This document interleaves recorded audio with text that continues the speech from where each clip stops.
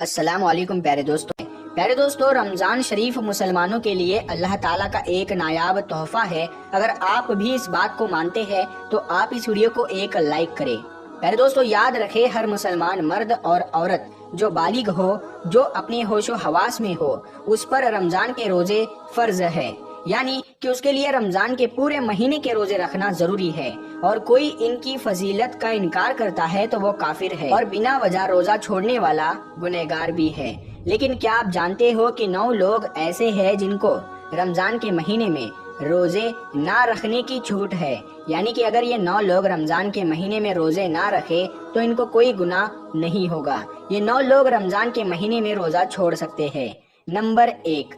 بیمار آدمی۔ پہلے دوستو، سب سے پہلا انسان ہے بیمار آدمی، یعنی کہ ایسا انسان جو سخت بیمار ہو۔ ایسے انسان کو رمضان کے مہینے میں روزے نہ رکھنے کی چھوٹ ہے۔ اگر ایسا بیمار آدمی روزہ نہ رکھتا ہے تو اس کو کوئی گناہ نہیں ہوگا۔ اب یہاں پر بات آتی ہے کہ ایسی کون سی بیماری ہے جن میں روزہ نہ رکھنے کی چھوٹ ہے، تو ہم آپ کو بتا دیں، یہاں پر ان بیماریوں کی بات نہیں ہو رہی ہے جو نارمل لوگوں میں ہوتی ہے،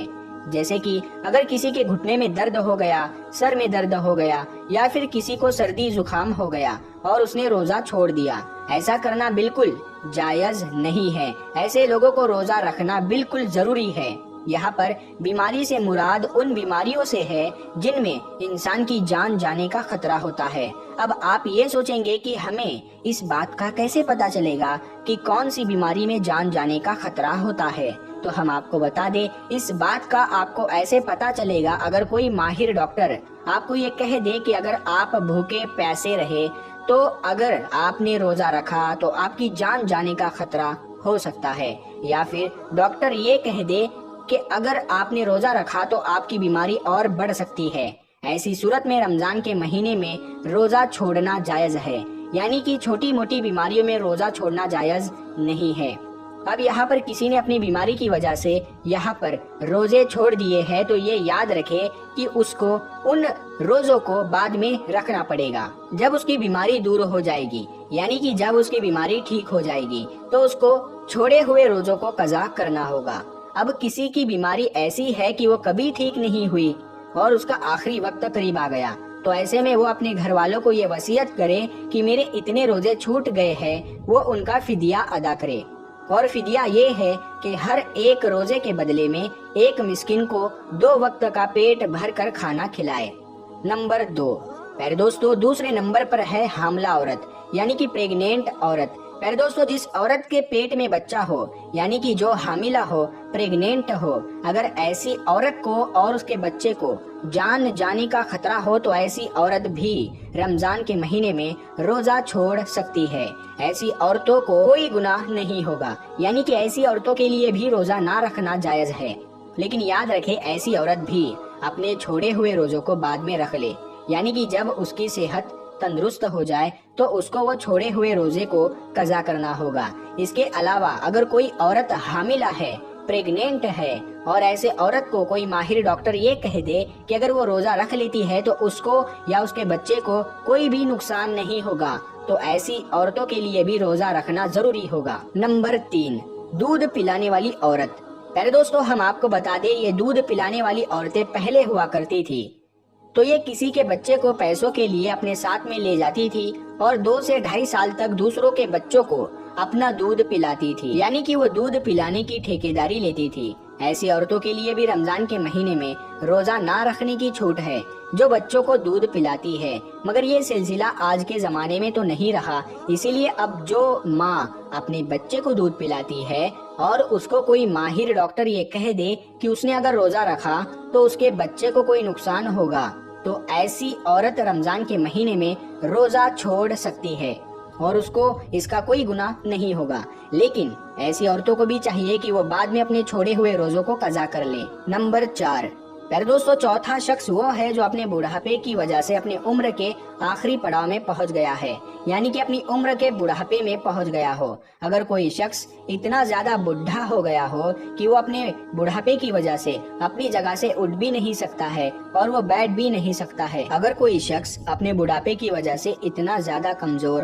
ہو چکا ہے کہ اس میں روزہ رکھنے کی بالکل بھی طاقت نہ بچی ہو، تو ایسا شخص بھی اگر رمضان کے مہینے میں روزہ نہ رکھے گا تو اس کو کوئی گناہ نہیں ہوگا، یعنی کہ ایسے بوڑھے شخص کے لیے بھی روزہ چھوڑ دینا جائز ہے۔ مگر یاد رکھے ایسے بوڑھے شخص کے لیے بھی فدیہ کا مسئلہ آتا ہے، تو اس کو چاہیے کہ وہ اپنا فدیہ ادا کرے، یعنی کسی غریب مسکین کو 2 وقت کا پیٹ بھر کے کھانا کھلائے۔ نمبر 5، حیض نفاس والی عورت۔ پیارے دوستو، حیض نفاس، اس کے بارے میں تو آپ سبھی لوگ جانتے ہی ہوں گے۔ حیض کہتے ہیں جو عورتوں کے ہر مہینے مخصوص دن آتے ہیں، اور نفاس کہتے ہیں بچہ جننے کے بعد جو خون نکلتا ہے اسے۔ ایسی عورتوں کے لیے بھی رمضان کے مہینے میں روزہ نہ رکھنے کی چھوٹ ہے، یعنی کہ ان عورتوں کا بھی روزہ رکھنا جائز نہیں ہے۔ یہاں پر ایک بات اور یاد رکھیں، اس سے پہلے لوگ جو آپ کو بتائے گئے ہیں اگر وہ روزہ رکھ لیتے ہیں تو ان کا روزہ ہو جائے گا، مگر یہ حیض اور نفاس والی عورتیں ایسی ہیں جو اس حالت میں کبھی بھی روزہ نہیں رکھ سکتی ہے، یعنی کہ ان کا روزہ رکھنا جائز ہی نہیں ہے۔ اگر یہ اس حالت میں روزہ رکھ لیتی ہے تو ان کو سخت گناہ ہوگا، لیکن ہاں جب ایسی عورت پاک صاف ہو جائے تو ان کو چاہیے کہ وہ بعد میں ان چھوڑے ہوئے روزوں کو رکھ لے۔ نمبر 6، پاگل یا دیوانہ آدمی۔ میرے دوستو، جو آدمی پاگل ہو گیا ہو، یعنی کہ جس کا دماغ خراب ہو گیا ہو، جو اپنے آپے سے باہر ہو گیا ہو، جو بہکی بہکی باتیں کرتا ہو، اچانک بے ہوش ہو جاتا ہو، ایسے انسان کے لیے بھی رمضان کے مہینے میں روزہ نہ رکھنے کی چھوٹ ہے، یعنی کہ اگر ایسا پاگل آدمی بھی روزہ نہ رکھے تو اس کو کوئی گناہ نہیں ہوگا، مگر ایسے انسان کو بھی چاہیے کہ اگر بعد میں اس کا دماغ جب ٹھیک ہو جائے، جب وہ تندرست ہو جائے تو چھوڑے ہوئے روزوں کو قضا کرے۔ نمبر 7، مسافر کا ہونا۔ پیارے دوستو، مسافر کہتے ہیں اس شخص کو جو سفر میں ہوتا ہے۔ ایسا شخص بھی اگر سفر کی حالت میں ہے تو وہ روزہ نہ رکھے تو اس کو کوئی بھی گناہ نہیں ہوگا، یعنی کہ مسافر کے لیے بھی روزہ نہ رکھنے کی چھوٹ ہے۔ مگر اب یہاں پر ایک بات آتی ہے کہ کیسا سفر؟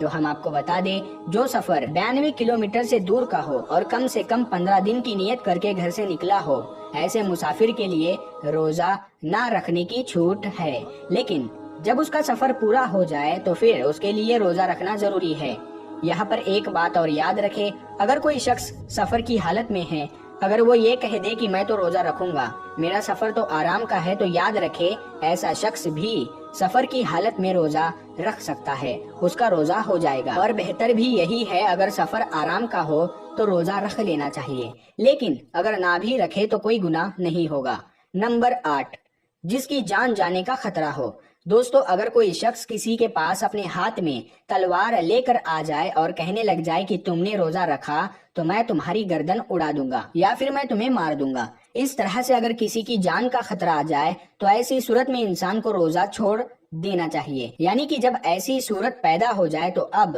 اس کے لیے روزہ نہ رکھنا جائز ہے، لیکن اس وجہ سے اس کے جو روزے چھوٹ رہے ہیں اس کو چاہیے کہ وہ چھوڑے ہوئے روزوں کو بعد میں رکھے، یعنی کہ ان کو قضا کر لے۔